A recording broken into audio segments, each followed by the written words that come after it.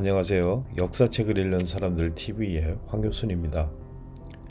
오늘 한비자 독설 시간에는 한비자 외저설편에 나오는 어리석은 군주와 그를 깨우치는 난쟁이의 이야기를 소개하도록 하겠습니다.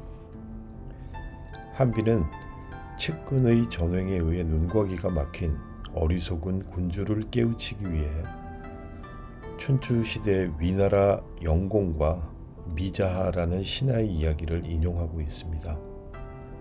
자신이 총애하는 신하가 국정을 농단하고 부정을 일삼지만 그것을 정작 군주만 모르고 있었던 것 같습니다. 함께 살펴보도록 하겠습니다.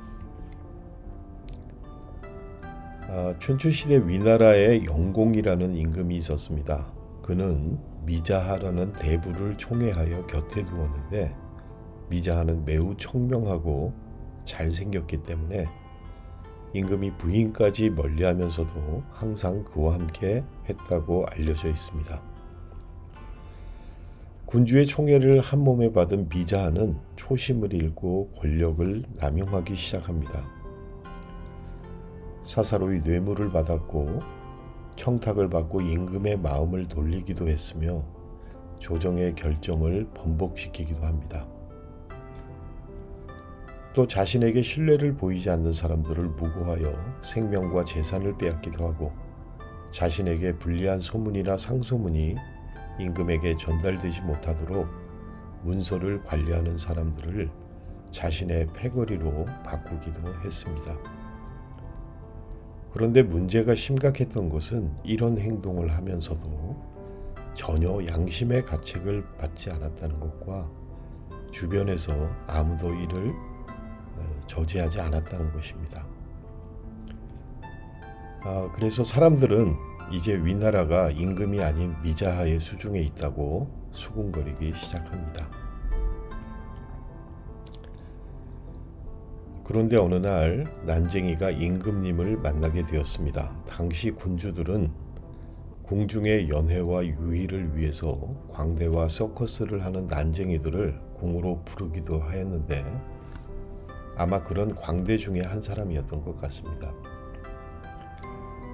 또 다른 기록에 보면 나라가 한 사람의 손에 놀아나는 것을 보고 걱정을 하던 한 현자가 미자하의 경계가 너무 심해서 군주를 만나기 어렵게 되자 광대를 설득하여 임금을 만나게 했다고도 합니다. 난쟁이는 임금을 보자마자 자신의 꿈 이야기를 합니다. 제가 최근에 꿈을 꾸었는데 그것이 정확히 맞았습니다. 영공은 난쟁이의 느닷없는 꿈 이야기에 관심을 가지며 되묻습니다. 무슨 꿈이었느냐? 난쟁이는 고개를 숙인 채 자신의 꿈 이야기를 임금님께 소개합니다. 제가 꿈속에서 부엌의 아궁이를 보았습니다. 그 아궁이에서는 따뜻한 열기를 전하는 불빛이 타오르고 있었습니다. 이는 필시 제가 임금님을 만나게 된다는 징조였습니다.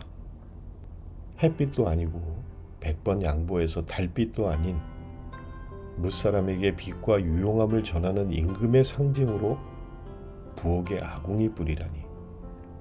영공은 난쟁이의 꿈 이야기를 듣고 심히 불쾌하고 화가 났습니다. 아마 난쟁이 광대가 군주를 능멸한다는 모욕감을 느낀 듯합니다. 내가 듣건대 군주를 만나는 자는 꿈에 해를 본다고 한다.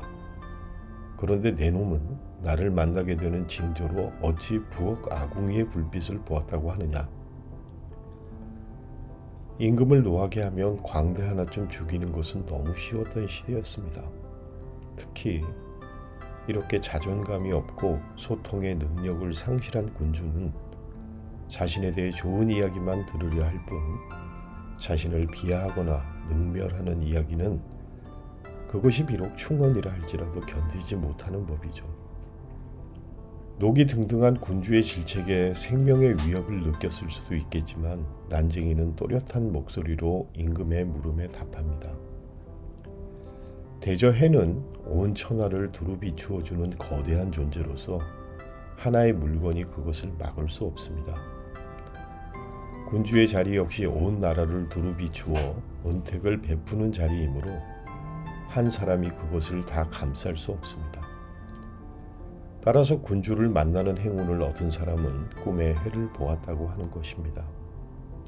그런데 부엌의 아궁이는 한 사람이 그 앞에 앉아 불을 쬐면 뒷사람은 혜택을 보는 것이 불가능합니다. 지금 위나라의 상황을 보면 임금님 앞을 한 사람이 막고 불을 쬐고 있지 않습니까? 그렇다고 한다면 제가 임금님을 뵙기 전에 아궁이를 보았다고 하는 것은 틀린 말은 아닌 듯합니다. 한비가 난쟁이의 광대의 신분을 가진 사람을 동원한 이유는 무엇일까 생각해 보았습니다. 당시 궁궐에 넘쳐나는 수많은 유능한 관리들, 좋은 가문과 좋은 학벌을 가진 인재들이 미자하의 전횡을 맡기는커녕 그의 술수에 놀아나면서 아무런 기능을 하지 못하는 상황을 생각해 볼 수 있습니다. 좋은 소리만 듣기 원하고 자신이 마음을 준 측근들에 둘러싸여 눈과 귀를 막고 있는 어리석은 군주의 모습도 상상할 수 있습니다. 한비는 비록 신체적으로나 신분적으로 보잘것이 없지만 임금을 누추한 부엌의 아궁이 불빛에 비교하는 난쟁이를 동원합니다.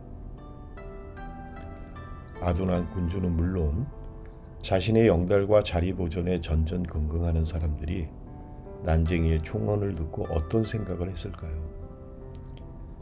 한비가 난쟁이를 동원하여 왕후 장상과 소위 지식인 권력자 무리들을 질타하는 음성을 듣습니다. 어리석은 군주의 주변에 늘 끊이지 않는 문제는 측근, 비선, 총애하는 실세 등의 이야기입니다. 대부분 이들은 최고 권력자와 특수한 관계를 이용하여 법과 질서를 혼탁하게 하고 사리사욕에 눈먼 패거리를 동원하여 군주의 눈과 귀를 막습니다. 우리는 한낱 부엌의 아궁이가 아닌 저 높이 당당한 모습으로 앞길을 밝히고 안정과 풍요를 이끌어주는 해와 같은 지도자를 원합니다. 난쟁이의 당당함이 부럽습니다. 역사책을 읽는 사람들 TV 오늘 한비자 독설 시간에는 측근에게 가려 눈과 귀가 막힌 영공에게 아궁이를 동원하여 당당하게 충고하는 난쟁이 이야기를 한비의 교훈을 통해서 배웁니다. 훌륭한 지도자, 우리가 원하는 지도자는 한 사람이나 한 무리로는 절대 가릴 수 없는 사람임을 분명히 배웁니다.